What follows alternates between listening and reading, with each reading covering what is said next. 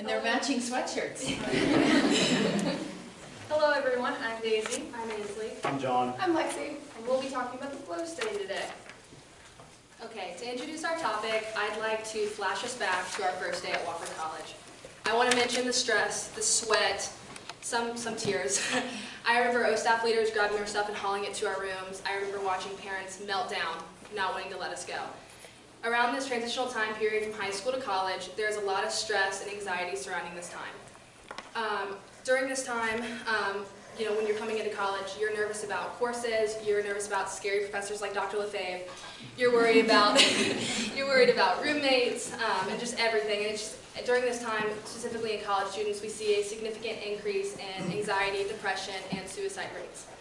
So to combat this, we have done research on peer-to-peer accountability programs to help benefit children during this transitional period. So our peer-to-peer accountability programs, literature normally looks at four main aspects. The first aspect is self-concept.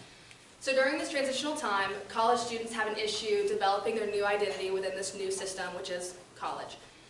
Most of the time they are confused, they're not sure how to make new friends, and so peer-to-peer accountability programs work to create a new positive identity and help them self-reflect and improve their well-being during this hard time. The second aspect that literature mentions is awareness and attitudes.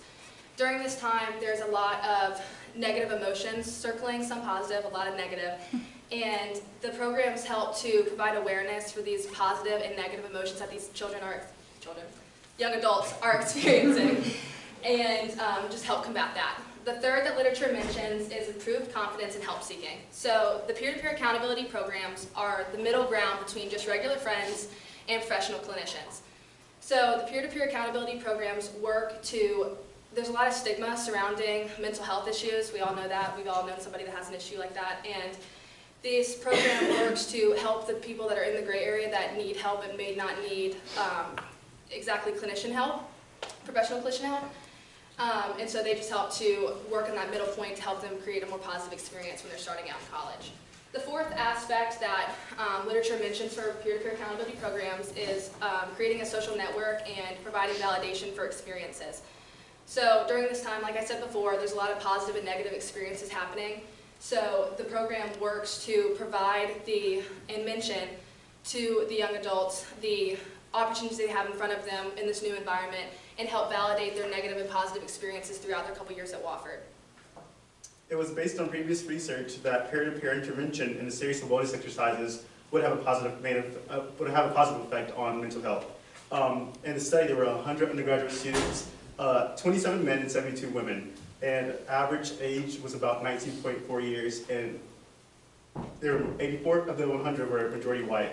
And they were randomly assigned to one of the four conditions: peer accountability liaison, which is known as PAL, life as usual, which is known as LOW, toolkit, and toolkit plus PAL. PAL, which was, with the PAL group met weekly, and we talked to them about what was, about their week and what they did to improve their week. And for the life as usual group, they were just living life as usual. I mean, they didn't meet with us or anything like that. And in regards to the toolkit group, the first week was what went well, the second week was signature strengths, the third week was mindful breathing, and the fourth week was kindness. And these came from the Wofford Resilience Project exercises, which it's actually 10 of them, but we just chose 4. And the what went well, we met with them and we talked about what went well during that week, and they documented their feelings or their, what went well for them that week in the journal. The second week they took a test, and in the test it mentioned their signature strengths, and they applied that to that week, and so they documented what went well for that, their signature strengths for that week. In terms of mindful breathing, they just practiced breathing techniques and other meditation techniques to help them for that week. And then for the fourth week, kindness, they talked about, they counted how many times people were kind to them, or how many times they were kind to other people. And with that being said, we tested, wait a second. The common theme between all the exercises were that they were called for introspection and self-reflecting. And in terms of that, all these were tested. And on the next slide, you'll see that the voted ones were the ones that had the significant effect in the study. All right, so for the results, the most important finding that we found was the interaction of condition and time, where the depression symptomatology decreased for the intervention groups, but increased for the LAU group. This seems to suggest that just having an intervention seemed to be beneficial. For our other findings, there was just an effective time. So there was a positive effective time, meaning that all conditions increased over time. For adaptability and flexibility and positive affect, adaptability and flexibility just refers to how students were able to adjust to new obstacles throughout the semester. As for positive affect, that just simply means like positive moods such as being happy. For the other effects of time, there was a negative effect, meaning that all conditions decreased over time for loneliness and worry. In general, the effective time seems to indicate that, or suggest that just being in the study was beneficial. Yeah, so just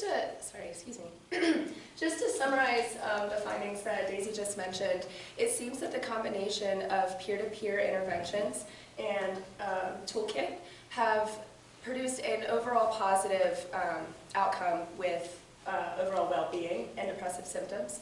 There have also been positive outcomes that are visible with adaptability and flexibility, meaning that students have been able to become more flexible to their ever-changing environment that is a college campus. And with worry and loneliness, that demonstrates that potentially the need for belongingness was more efficiently met. In terms of what Daisy just mentioned with the inclusion in the study, overall for all conditions, it seemed to have a positive effect on well-being, which is awesome. But in terms of limitations, we have a few. For the non-significant effects for measures such as negative affect, there are two possible explanations for these. One, the assessment tools that we used are not adequate, or two, they're just not significant effects. So for future research, we're going to try to adjust those assessment tools and see if we can boost up our significance in those departments. Our second one, it's a tale as old as time. The sample size was it was a little small. We could always benefit from having more people. So although 25 individuals per condition seem to be adequate to show significant effects, having more people in those conditions would allow for us to create a more generalized approach for peer-to-peer programs to be applied to college campuses. Our last one is, although we are super happy to see that people in the life as usual condition, which was our main control group, benefited from being in the study, that's awesome. We don't necessarily know exactly why. So future studies, we would like to kind of dive into that a little deeper and see what's going on there. Next slide, please. Thank you. So in general, with peer-to-peer interactions, it's evident that college first-year engagement with freshmen on campus seems to increase, and this is coupled with an increase in comfortability as well as an increase in mental health outreach to access those resources that are necessary. There is a tendency, people are sometimes deterred due to the difficulty with accessing resources, and there's also that stigma that Ansley mentioned concerning mental health that maybe changes up the comfortability. And with being in a new environment, anxiety symptoms and such as stress and worry, like we talked about, can just be jacked right up. So that increases that need for belongingness. Oh, excuse us. Almost. With applying peer-to-peer interventions at Wofford, there is this tendency to professionalize. This is across all campuses. And really everywhere. There's a tendency to professionalize mental health with an emphasis on the dichotomy of that aspect. So either you have this diagnosable psychopathology or you're fine. Whereas that tends to not be the case. A lot of people fall in that gray area where you have some symptoms, but maybe nothing that requires extreme intervention. So peer-to-peer is awesome because it really looks at that gray area where most people lie, and it provides those needs to those people by increasing comfortability and increasing that social network across campus, as well as the feeling of belonging. So on campus with supervision at Wofford, upperclassmen would serve as the peer accountability liaisons, and with this being the case, Shared experiences across campus would increase, which would help, again, with that social network. It'd be like grassroots system. Everybody's, more linked. As well as emotional support and skill building would improve for everybody involved. And then this would allow for facilitation of connection to services.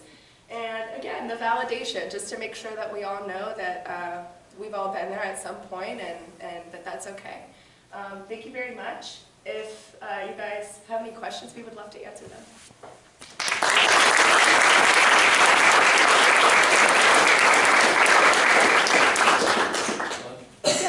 I'm sure that you said this, but I missed it. How far apart was the pre-test and the post-test? 4 weeks. So we did it right before, and then once everybody finished that pre-assessment, they were assigned to their conditions, and then we met for the 4 weeks, and then we did the post immediately after. And do you have thoughts about, like, if you tested them again, what might happen on another post-test, another 4 weeks later, or 8 weeks, or 12 weeks? Is that?